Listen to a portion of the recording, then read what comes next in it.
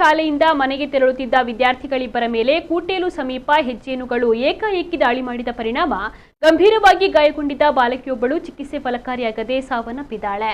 ಮೃತರನ್ನ ಪಡ್ನೂರು ಗ್ರಾಮದ ಕೂಟೇಲು ನಿವಾಸಿ ಕಿರಣ್ ಎಂಬವರ ಪುತ್ರಿ ಇಶಾ ಎಂದು ಗುರುತಿಸಲಾಗಿದೆ. ನಿನ್ನೆ ಸಂಜೆ ವಿದ್ಯಾರ್ಥಿಗಳಿಬ್ಬರು ಶಾಲೆಯಿಂದ ಮನೆಗೆ ತೆರಳುತ್ತಾ ಇದ್ದಾಗ ಕೂಟೇಲು ಸಮೀಪ ಹೆಜ್ಜೇನುಗಳು ಏಕಾಏಕಿ ವಿದ್ಯಾರ್ಥಿಗಳಿಬ್ಬರ ಮೇಲೆ ದಾಳಿ ಮಾಡಿದೆ.